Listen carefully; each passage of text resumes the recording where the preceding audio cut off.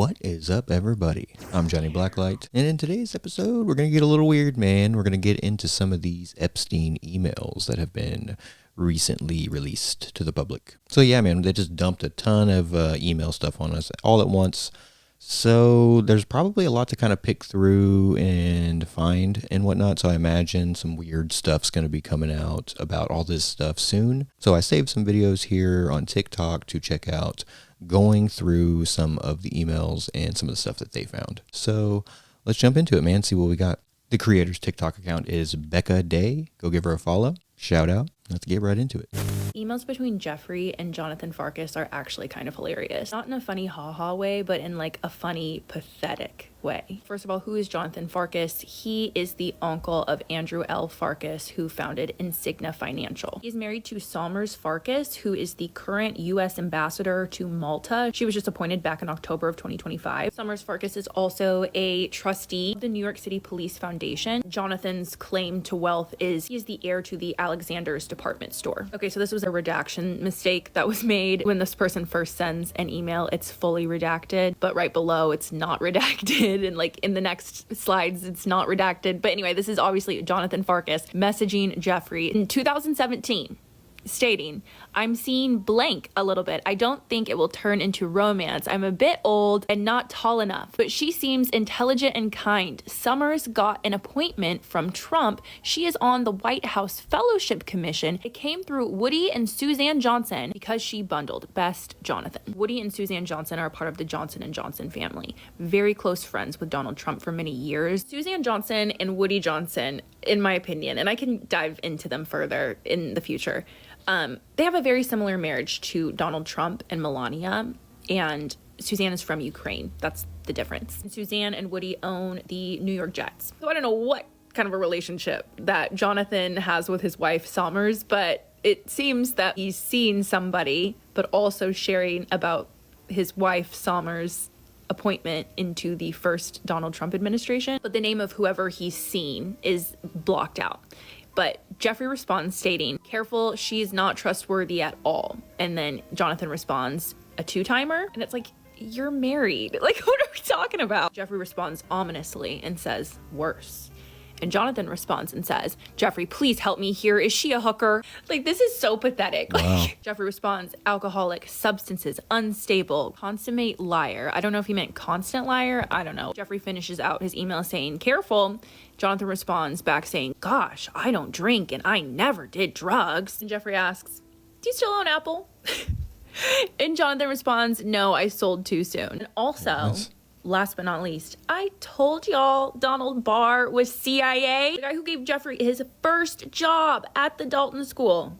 Donald Barr, I've done a whole video on his time at the Dalton School on Donald Barr, his excruciating book called Space Relations, an excruciating read. If you have not watched my videos about like the Dalton School, Donald Barr, William Barr, his son, who worked for Donald Trump under his first presidency, please go watch those. Sounds like another those rabbit very hole. Relevant right now. And if you've been here with me for a long time, and you've been here with me since like the Marina Abramovich deep dive, you might recall us talking about the Watermill Center and the yearly events that they throw that have celebrities, politicians, super wealthy, different artists. Marina Abramovich is always there. These people are very big donors to the Watermill Center, which I have personally been critical of, as every year they have this big event. A lot of the artwork is like human beings, and I'll just insert some photos Weird. so that you guys can kind of see what I'm talking about. Creepy. But there are often children at these events. Oh no, dude. And it's very disturbing. But these people are big donors to the Watermill Center. So yeah, pretty pathetic how these powerful, wealthy men are like groveling at Jeffrey's feet. Dude, so weird. To get help with women, especially So when they're creepy. married. Like, what are we doing? Man, just the levels of everything that this dude seems to be connected to with some of these conversations is so weird, man. Just like the levels of advice he's given them on different stuff, like this case, political advice and stuff like that, like kind of grooming these guys for interviews and stuff. It's so weird and creepy. And it just really makes you think, it's like, how does this guy get to this position of secret power, blackmail allegedly. I don't know. Something's going on, obviously. But yeah, man, I feel like with this email release, we're probably the tip of the iceberg with this thing, man. I feel like things are going to get real weird real soon. So what else we got? Okay, there was a mistake made during the redactions of this email thread. The thread that includes, I don't want to come early and find Trump in your house. So Jeffrey and this person who he's going back and forth with go back and forth for years. There's years of correspondence between Jeffrey and this person. There's a lot of conversation about the Saudis. There's just a lot of friendly banter that goes on. And as you can see in this thread, the person who's sending these emails is fully redacted, right? We'll get into that in 1 second. Keep in mind, this is circa 2017. Sender goes on to say, give me a date and time when to come, and states that they know the house by now. So they're very familiar with what's going on in Jeffrey's home. Then they solidify plans. Jeffrey says, see you then. And the sender says, see you, inshallah. See you, Allah willing. Then he name drops someone who he is working with through the Bill Gates Foundation. Then Jeffrey goes on to say, your gifts were unnecessary, but greatly appreciated. And then he responds, I enjoyed it. See you in November, inshallah. And if we go further into the thread, we can see an appointment being booked. Jeffrey states, you are welcome to my house at any time, more private. This person responds stating, very well, just send me the address again and the code to the door so I can get to the second floor, and send me the day and time. Thanks. Jeffrey responds stating 10 p.m. Should I bring a special cake from New York? And then the sender goes on to confirm Jeffrey's gate code and sends an emoji. This is one of the few people who uses emojis in these emails, this specific sender. Jeffrey confirms that's correct, and the sender goes on and brings us back to where we started. I'm at the door, but I will wait for my time. I don't want to come in early and find Trump in your house. Jeffrey says, no, come now. And then this person goes on to say, I forgot, is there an update to the Saudi project that we talked about? Lots of conversations surrounding Gulf countries within this thread. Jeffrey went on to say, they told me to discuss in January, and the person responds very well and again sends emojis. Then they talk about how the sender's taking his family to Dubai for the holidays, and Jeffrey says good luck with that tax bill and that he's staying in the United States till the end of the year. This person responds again, urging Jeffrey to discuss some Saudi project with him. But if we go forward in this same thread, we find this email here, and there has been a mistake with the redactions. The name of the sender is exposed. It appears within the thread of these emails. This is the only time the name was shown. But that sender's name, who was talking about scheduling times to go to Jeffrey's home, is Anas al-Rashid. And Anas al-Rashid is Kuwait's former information minister, which makes sense because Kuwait is mentioned many times throughout this thread. Wow. So that is who is in this thread discussing those things with Jeffrey, confirming he was enjoying himself after appointments at Jeffrey's home. And I just really can't get past this, because this feels like, I don't know, I don't want to be too out there, but it kind of feels like we're speaking in code. I was thinking the same thing with the special cake thing and stuff. It was so weird. That's got to mean something else. But yeah, man, this just shows like how deep this thing goes. You know what I mean? As far as like an iceberg, and like how connected this guy was, and just on a worldly level, how creepy this is. And this whole system, this whole evil syndicate, oh man, so weird. This isn't going to be a fun video, I guess. Yeah, not going to be a fun one. Now we're going to talk about UAPs and stuff like that. I got to do some Bigfoot video after this, or like Dogman or something fun, because, anyways, let's carry on. There are like so many emails that I'm going through that confirm my theory that I shared over a year ago now, that the number one person who wanted Jeffrey off of the face of the earth was Donald Trump. The second person who really needed him to not talk or be compelled to tell the truth was Ghislaine Maxwell. Those two folks were the ones who needed Jeffrey silent or gone. These emails show how infiltrated into Donald Trump's inner circle Jeffrey was for so long, and how much shit he was talking about Donald Trump in his emails. I can't even imagine what he said on the phone. It would have only taken one person who was in Donald Trump's circle, who had been communicating with Jeffrey, to simply say, hey, listen, boss, I gotta tell you about something. I gotta tell you about something that was said. Can you imagine what that would have done to Donald Trump?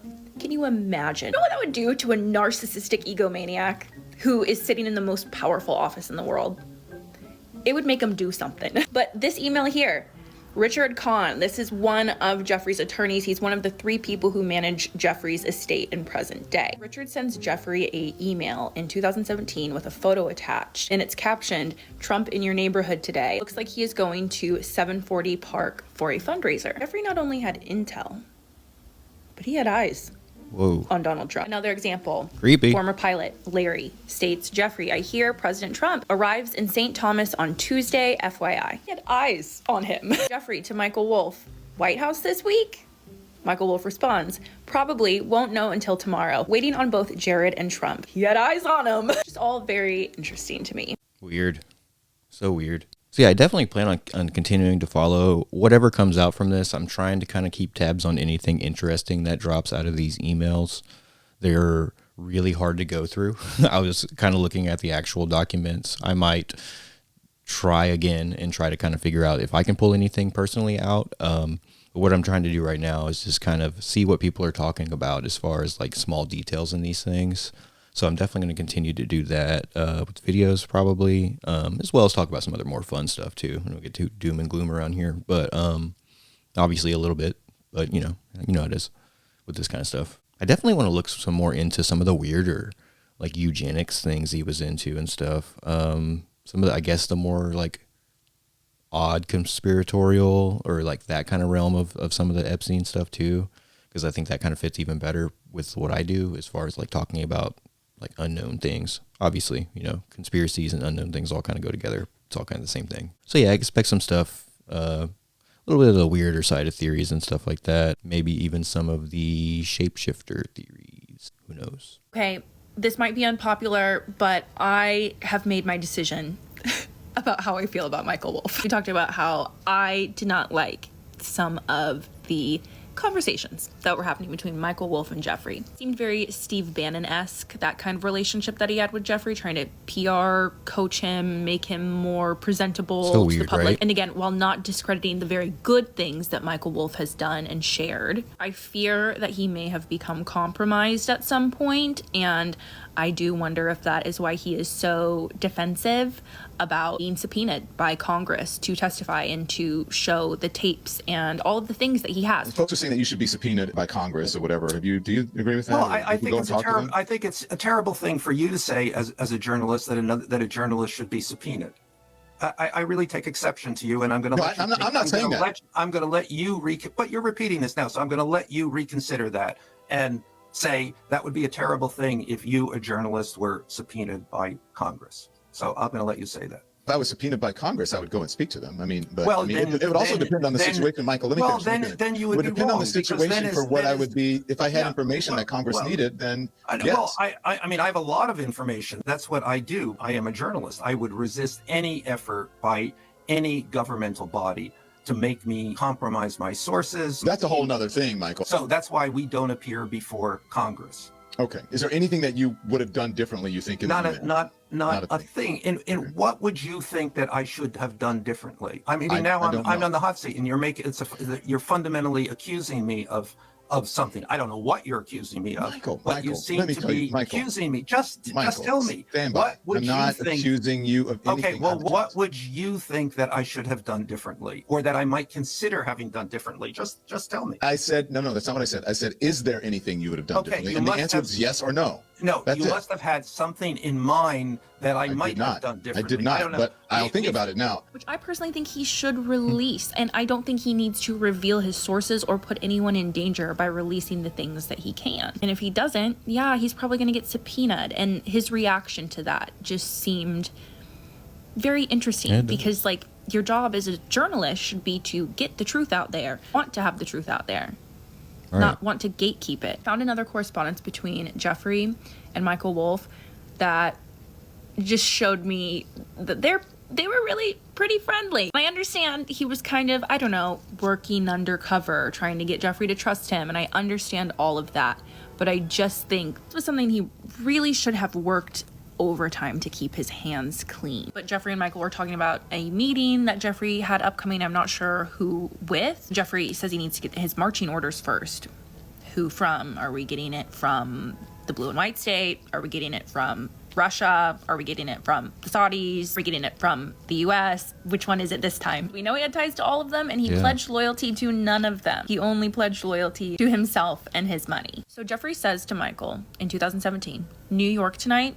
Michael responds, breakfast. Jeffrey responds, colonoscopy. Michael responds, who is your colonoscopy man? Jeffrey responds the name of his doctor. Michael says, his son was in my son's class at collegiate. And then they start talking about Tom Barak. Literally, like, these sound like old pals. Who's your colonoscopy man?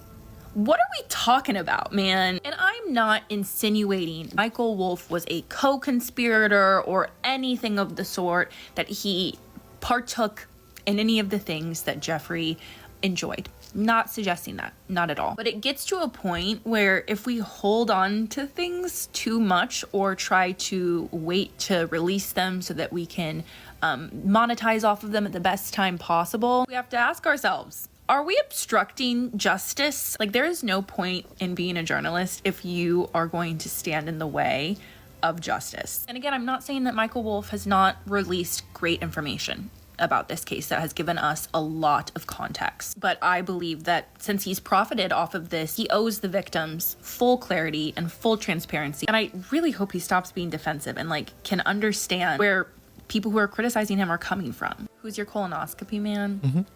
Give me a break. So I don't know enough about this Michael Wolff character personally. I've just kind of been fly on the wall. I've kind of dipped my toes into some of this Epstein stuff. I know surface level stuff about it. And that's kind of the idea of the channel and making the videos and stuff, is to kind of learn and to kind of dive into rabbit holes and to kind of build community around this. You know, if you know stuff about it, you can let me know in the comments and we can kind of start some discourse down there and kind of see what we can all find out together. So from what I can see in here, it's a little sus, it's a little weird. I don't know. What the heck, dude? Like, do the journalism maybe. I don't know, man. Like I said, I would need to know personally a little bit more about the case with him personally. I don't really know who this guy is, but weird. This video is just going to be kind of like an info dump of interesting things that I've found within the documents that the Oversight Committee has recently released. And I really appreciate your guys' patience. I know that I'm going through these a little bit slower, and I am finding the search tool very helpful, but I do really just enjoy going through Dropboxes and Google Drives and just going through page by page. Number one, because it gives me serotonin. Number two, I don't really know who or what I'm looking for, so I'd rather look at all of it. So the first interesting piece of information I want to talk about is this phone memo that was left by Jean-Luc Brunel for Jeffrey in 2005. This was like scanned into the documents. Jean-Luc Brunel told Jeffrey's assistant to tell Jeffrey, he has a teacher for you to teach you how to speak Russian. She is 2 times 8 years old, not blonde. Lessons are free, and you can have first today if you call. She is 2 times 8 years old, so she's 16. She's Russian, and it's certainly sounding as if Jean-Luc Brunel is offering Jeffrey to be with her first today if he is to call back. What does that sound like to you? Creepy. Okay, and then there's a super long thread between Jeffrey and his attorney, an attorney that worked for Jeffrey named Reed Weingarten. I won't read you the entire thread because it is really long. I just want to show you a couple places that stood out to me. So there's a lot of conversation around Russia. There's a lot of conversation surrounding connections and partnerships and networking. There's conversations about the Gulf countries, but there's a small interaction in this huge thread that is very strange. So they're talking about a mutual connection that they both have, and to keep the fact that they are mutually connected on the down low from a specific person that they're talking about. Jeffrey agrees and says, of course not. I've been called many things in the press recently. Our slur is not one of them. And then Reed Weingarten goes on to say, just wanted to make sure if Brad and Reed were in a burning building and you could only save one, ... Jeffrey responds stating, Kathy would tackle me if I were to save you. I think we can all pretty safely assume Kathy is referring to Kathy Rumler, who served as White House counsel under Bill Clinton as well as President Obama. And I'm gonna show you guys another message between Kathy and Jeffrey here in just a second. Just put a pin in that. And then Reed Weingarten goes on to say, so knew what your answer was going to be. And then Jeffrey responds stating, sorry, but I can't get the image of a naked Lily Sanchez out of my head. Reed Weingarten responds saying, calm down. It was about 30 years ago, fleeting and not that bad. Do you guys remember how we talked about the prosecutor in Jeffrey's Palm Beach case and how throughout Jeffrey's legal proceedings, Jeffrey and the man prosecuting him became friendly. Here's a 2012 memo that Leslie Groff sent to Jeffrey telling him what appointments he had that day, and as you can see on his schedule is 7:30 dinner with Matt Minchell, who was his prosecutor in his Palm Beach case. Also went on vacation together. And I tell you all this because Matt Minchell, the man prosecuting Jeffrey, who was also friends with Jeffrey, was dating a woman named Lily Ann Sanchez. And Lily Ann Sanchez was a lawyer who was on Jeffrey's defense team in his Palm Beach case. And I guess Jeffrey cannot get the image of his former defense attorney undressed out of his mind. When I forgot to highlight this one, on January 26, 2019, Reed Weingarten asked Jeffrey, ever heard of a French blue and white state lawyer named Ron Soffer, who has his main office in Paris? Jeffrey responds, stating, as you may know, I am very good friends with the Secretary General of Europe Human Rights Court. They know each other well. So Ron Soffer is an international attorney. He often litigated cases within The Hague, and he is a former military judge for the IDF. Okay, so this next thread of messages is between Jeffrey and Kathy Rumler, who worked in the White House under Bill Clinton and Obama. September 19th of 2014, Jeffrey states, you need to talk to boss. Kathy responds, agreed, but I need to be prepared to say yes before I talk to him. Jeffrey responds stating, understood, it comes down to risk reward / low risk reward, professional, emotional, and financial. Now, I'm not 100% sure who Jeffrey is referring to when he says you need to talk to boss. Are we talking about the president? Are we talking about a foreign government's president? Hard to say, but Kathy and Jeffrey are both recognizing that figure as the boss and both aware of who that figure is. But then Kathy responds stating, most girls do not have to worry about this crap. And Jeffrey responds in quotation marks, girls, careful, I will renew an old habit. And then he goes on to name some of the people who he's meeting with in the upcoming week.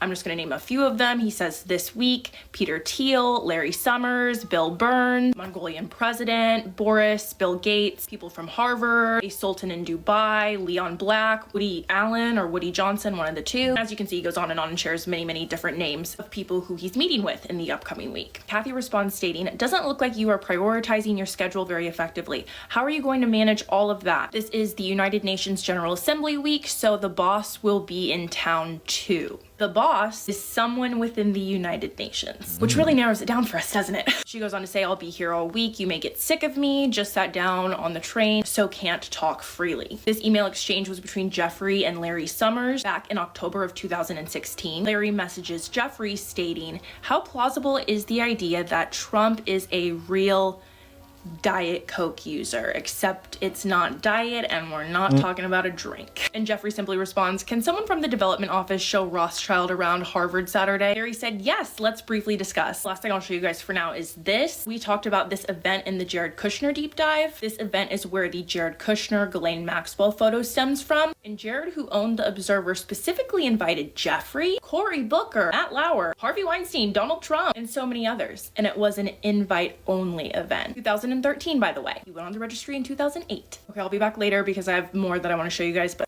alrighty, man. Definitely some interesting stuff to check out here. I mean, right off the bat with the 2 times 8, I mean, more weird code, you know, that's not even code. It's strange behavior and creepy shit, man, which I feel like is what all this evil shit comes down to, man. Somehow, some way, and then referring to someone as the boss, because you know, there's more to this than just Jeffrey Epstein. You know what I mean? There's other Epsteins out there. We just don't know who they are yet. You know what I mean? Like, we didn't know who Jeffrey Epstein was until we knew who Jeffrey Epstein was. You know what I mean? So it's like, what else is going on? I don't know. I feel like I said before in the video, like, we're right at the beginning of this and everything. Feels like it's been going on for a while, but I feel like things are really going to start ramping up soon, and we're going to find out a lot of weird shit about a lot of people, and it's going to get crazy. So, I don't know. I'm here for it. Let's go. Let's check it out. Release the files. I want to know who did what. It's not cool. We gotta change some shit, man. I don't know. I don't have the answers, but so yeah, man. Definitely going to be looking, like I said, into some more of the weirder side of Jeffrey Epstein, as some of the more like supernatural conspiratorial theories that are out there, because I've seen some of that floating around and I've watched some stuff about that, and I think that could be an interesting aspect to add to the more real life stuff that we know for sure so far. allegedly, from, evidence. And I'll also be keeping up with this creator here, Becca Day. Go follow her. Pretty thorough, great, good videos, well thought out, well put together. I dig it. Shout out. Yeah, it just feels like, I don't know, so much to sift through and so many moving parts and so many different people involved, so many different creepy activities involved. Oh man, it's just so much to decipher. But that's what we're here for, We're here to jump down these rabbit holes and to slowly kind of figure these things out as best we can. So that's what we're doing. So what do you think about all this, man? Let me know in the comments below. What is your opinion on all this? What do you know about it? Have you found any information out about it? Have you checked them out?